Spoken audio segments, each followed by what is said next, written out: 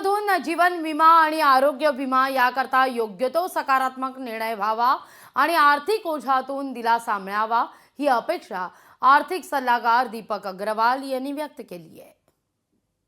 Health insurance आणि life insurance ह्याचं premium थोडं जास्त आहे आणि पहिल्या वर्षीचे टॅक्सेस आहेत नव्हता आला पाहिजे, त्याच्यात सूट मिळाली पाहिजे। हेल्थचं प्रीमियम वाढल्यामुळं आर्थिक अडचण आलेली आहे, तो कमी झाला पाहिजे। LICत पहिल्या वर्षी टॅक्सेस लावलेले ते न लावता चांगलं राहील। पहिले एक 10-11 हजारपर्यंत होता हेल्थ एक फॅमिलीला, तो आता 17 ते 18 हजारपर्यंत गेला। फायदा म्हणजे लोक घेण्याची मानसिकता राहत नाही मग एवढा प्रीमियम असल्यावर, त्याच्यासाठी थोडं प्रीमियमवर थोडं सूट द्यायला पाहिजे। सरकारकडून अपेक्षा की ह्याच्यात काहीतरी सबसिडी दिली पाहिजे, मध्यमवर्गीय आणि गरीब लोकांना याचा लाभ झाला पाहिजे।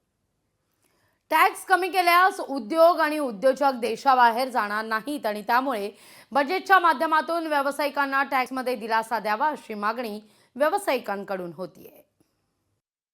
तर लोकांना बिझनेस टाकण्यासाठी पण एवढे टॅक्सेस आहे की ते बिझनेस टाकून त्याच्यात सर्वाईव्ह करून प्रॉफिट जनरेट करतील असं होऊ शकत नाही आहे।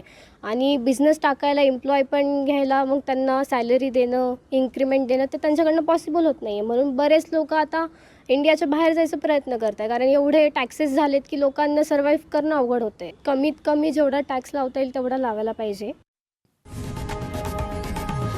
लोकशाही मराठी ऐका, पहा, जागरूक रहा।